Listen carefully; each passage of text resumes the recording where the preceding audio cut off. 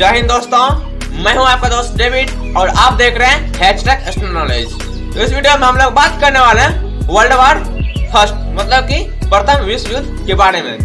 दोस्तों मैं आप लोगों को एक वीडियो के द्वारा वर्ल्ड वार फर्स्ट मतलब कि प्रथम विश्व युद्ध के बारे में पूरी डिटेल से बताने वाला हूं, तो देखते रहिए लास्ट तक।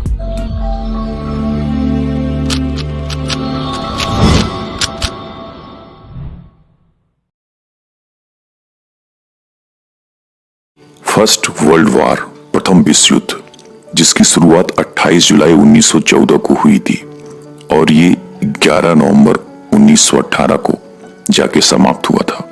इसे द ग्रेट वार और ग्लोबल वार के नाम से भी जाना जाता है। ये उस वक्त का दुनिया के इतिहास में सबसे भयानक युद्ध था और किसी को यह अंदेशा भी नहीं था कि इसके बाद कोई ऐसा युद्ध दोबारा भी हो सकता है। इसलिए इसे द ग्रेट वार के नाम से भी जाना जाता है। इस युद्ध में दो ग्रुप बन गए थे, एक था एलाइड पावर और दूसरा था सेंट्रल पावर। एलाइड पावर में फ्रांस, रूस, ब्रिटेन और अमेरिका भी शामिल थे। अमेरिका जाके 1917 में इस युद्ध में शामिल हुआ था और जापान भी इस युद्ध में बाद में जाके शामिल हो गया था। और सेंट्रल पावर में जर्मनी, ऑस्ट्रिया, जिसके साथ हंगरी भी था, ओटोमन अंपायर जो कि अब तुर्की में स्थित है, और बुल्गारिया, ये सब कंट्रीज।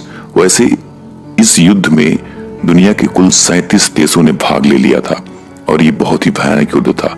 इस युद्ध में लगभग 1,70,00,000 से भी अधिक लोग मारे गए थे और 2 करोड़ से भी अधिक लोग घायल हुए थे। यह दुनिया का बहुत ही खतरनाक युद्ध था।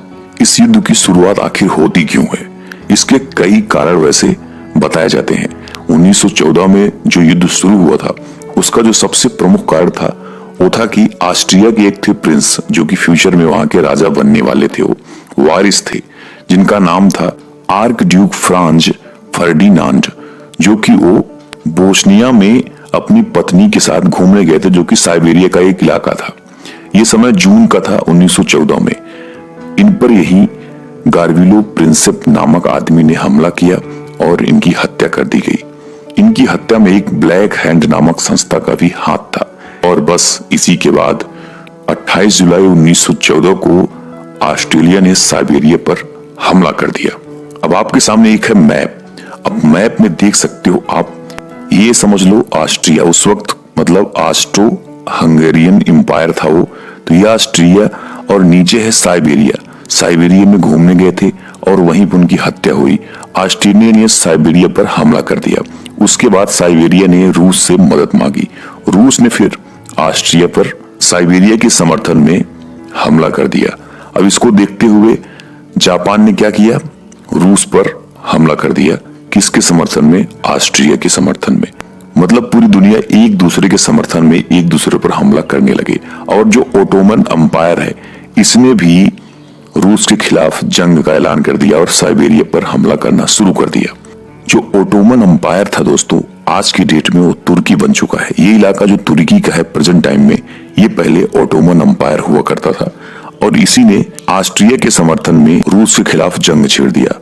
बस युद्ध की शुरुआत हो चुकी थी। धीरे धीरे फ्रांस भी जर्मनी के खिलाफ युद्ध का ऐलान कर दिया। उधर ग्रेट ब्रिटेन भी जर्मनी के खिलाफ युद्ध का ऐलान कर दिया। मतलब अब ये दोनों एलाइड पावर और सेंट्रल पावर एक दूसरे के अगेंस्ट युद्ध करना शुरू कर दिए थे। जो आपको मैप में दिख रहा है मेन इलाका युद्ध का यही था। इसी के इर्द गिर्द जो पूरा युद्ध था वो लड़ा गया था।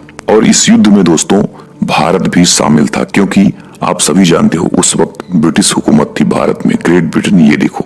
इसलिए जो भारत की सेना थी वो ब्रिटेन के समर्थन में युद्ध लड़ रही थी और भारत के उस वक्त जो नेता भी थे वो भी ब्रिटेन के समर्थन में थे। मतलब वो चाहते थे कि भारत की जो सेना है वो ब्रिटेन के समर्थन में युद्ध लड़े, क्योंकि उनका ये मानना था कि अगर ऐसा होता है तो ब्रिटेन खुश होकर हमें आजाद कर देगा। लेकिन ऐसा हुआ नहीं था, ये बात तो आप सभी जानते हो। अभी जो सारे कंट्रीज आपस में लड़ रहे थे इनकी बहुत पुरानी दुश्मनी थी।